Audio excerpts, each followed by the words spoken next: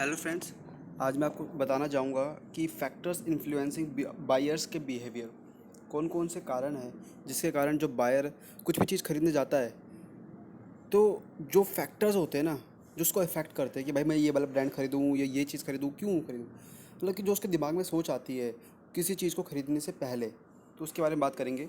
तो इससे पहले हमें पता होना चाहिए कि देखो, मैं आपको बायर्स के बिहेवियर की फेजेस क्या होते हैं। और मैं आपको एक बात और बताऊंगा, आप कहोगे कि यार ये एमकॉम के हिसाब से थोड़ा छोटा लग रहा है कंसेप्ट, या देख जाए तो इतना ज़्यादा लिखा हुआ नहीं है इसमें, इतना ज़्यादा लिखा नहीं हुआ इसके अंदर। तो आप क्या करोगे?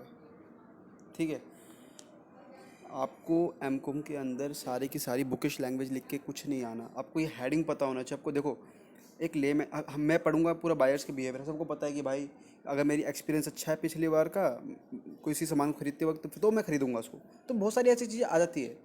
लेकिन जब हम पेपर में जाते हैं, जब क्वेश्चन लिखते हैं, तो उसके अंदर हमारे दिमाग में इतनी सारी चीज़ें स्ट्राइक नहीं कर पाती, तो इसलिए हम हेडिंग्स को याद कर लेते हैं।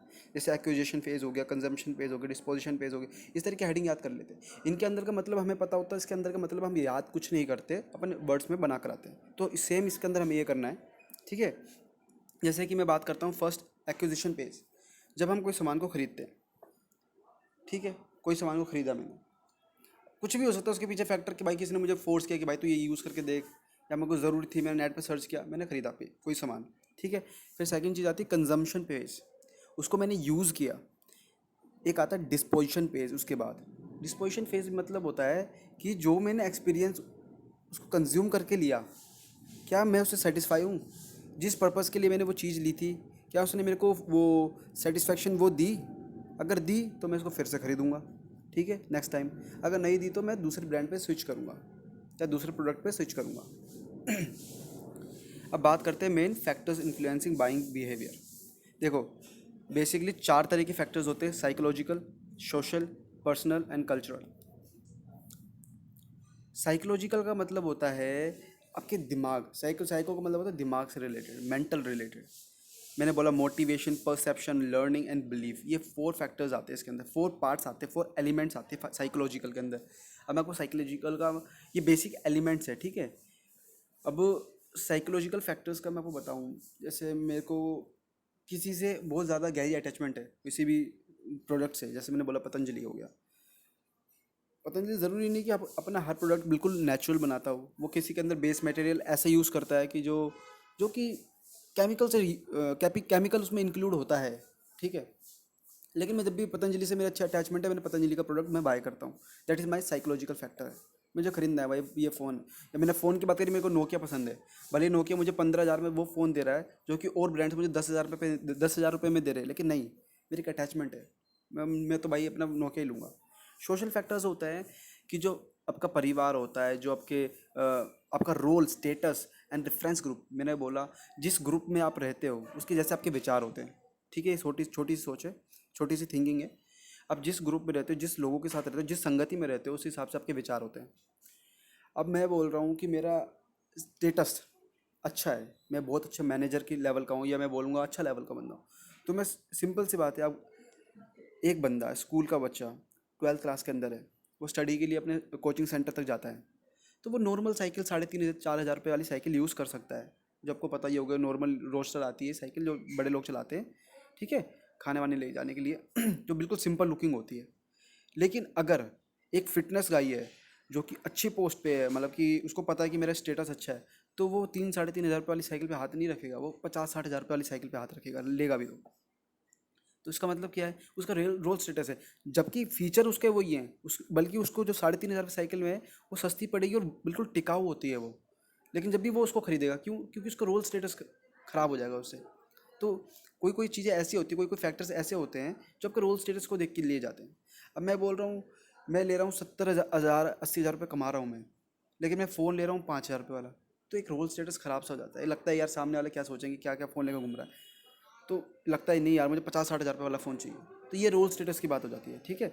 आपकी फैमिली होती है, आपकी फैमिली आपको फोर्स करती है कि भाई तू ये सामान खरीद, ये बहुत अच्छा है, ये हमने भी अपने टाइम में यूज़ किया है, ये बहुत अच्छा प्रोडक्ट है, तू इसको यूज़ कर। तो ये फैमिली का फोर्सिंग होगी। एक होता है पर्सनल फैक्टर्स। पर्सनल फैक्टर्स आप जैसे पढ़ोगे, age, life cycle stage, occupation, economic circumstances, life style and personality. किसी भी बंदे की पर्सनैलिटी कैसी है, किसी बंदे की उम्र क्या है। अब एक 22 साल का बंदा, एक 22 साल का बंदा, अब मैं बोलूँगा आपको जैसे कि कोई भी एक ऐसी चीज़, जैसे मैंने बोला 22 साल का बंदा एक एप्पल का हर हर महीने नए नए फ़ोन अपग्रेड करता है, वो उसके पास अच्छा फाइनेंशियल पावर है, वो हर हफ्ते करता है। लेकिन सेम चीज़ अगर एक 70 साल का बंदा करेगा तो सही शोभा देगा उसको? नहीं यार। ये उसका फाइनेंशियल स्टेटस है, चल भले उसके पास पैसे हो, लेकिन एक लगता है यार उसकी तो उम्र है खेलने कूदने की या कुछ भी करने की, तो वो कर रहा है। ठीक है। ऑक्यूपेशन, आपके ऑक्यूपेशन की, अगर आप अच्छे इनकम की जॉब करते हो या अच्छा इनकम है आपके पास, तो आप महंगी चीज़ पे जाओगे, नहीं तो सस्ती चीज़ पे रह जाओगे। इकोनॉमिक सर्कमस्टेंसेस, वही बात है, इकोनॉमिक और ऑक्यूपेशन में सेम ही हो गया। आप कैसे कमा रहे हो, आपकी घर की स्थिति कैसी है। अगर अच्छी स्थिति है तो भैया आप महंगा सामान खरीद सकते हो, नहीं है तो भैया आप सस्ते में संतुष्ट रहना पड़ेगा आपको। लाइफस्टाइल कैसा है आपका, पर्सनैलिटी कैसी है। अब कोई कोई बंदे की लाइफस्टाइल ये होती है कि भाई उसको ये चीज़ की रिक्वायरमेंट है तो है। अब कोई कोई बंदे ऐसे होते हैं कि भैया मुझे 500 ग्राम पनीर खाना है एक दिन में तो खाना है, लेकिन कुछ कुछ ऐसे लोग भी हैं देश में कि जिनको एक टाइम का खाना भी नहीं मिलता, और जब भी वो उनसे ज़्यादा फिट होते हैं जो कि 500 ग्राम पनीर खाते हैं। ये एक एग्जांपल है और ये रियलिटी भी है। ठीक है। ये इस टाइप की चीज़ आ गई इसके अंदर। अब आते हैं कल्चरल फैक्टर्स। आपको ये फैक्टर्स के एलिमेंट्स याद करने हैं, आपको सारा दिमाग में आ जाएगा कि मैं पेपर में क्या लिख के आऊँगा, और आप इनफ लिख के आओगे इसके अंदर, और आपका फुल नंबर तो भाई उनके हाथ में है, लेकिन मैं कहूँगा मैक्सिमम मार्क्स आपको बहुत अच्छे मिल जाएंगे इसके अंदर। ठीक है। ये है कल्चरल फैक्टर्स की बात। अब कल्चर की बात आ गई। अब जैसे आपको पता होगा कि हम इंडिया में हमारे इधर धूप बत्ती बड़ी यूज़ होती है मंदिरों के अंदर। ठीक है। क्या वो अमेरिका में भी यूज़ होती है? अगर, मुझे तो पता नहीं ऐसे, लेकिन अगर होती भी है तो उस लेवल की नहीं होती हुई जितनी इंडिया में होती है।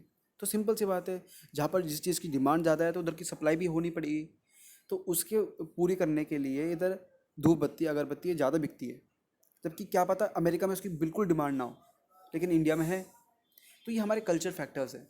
कुछ कुछ ऐसी सी चीज़ होती है, जैसे कि मैं बोल रहा हूँ कि अमेरिका के अंदर क्या पता साड़ी यूज़ ना होती हो, कुछ एरिया में होती होगी, मना नहीं कर रहा, लेकिन इस लेवल की नहीं होती जितनी इंडिया में होती है, क्योंकि इंडिया का कल्चर ऐसा है, बैकग्राउंड ऐसा है। ठीक है। तो ये चीज़ डिपेंड करती है आपका कल्चरल बैकग्राउंड कैसा है इन सब चीज़ों के ऊपर।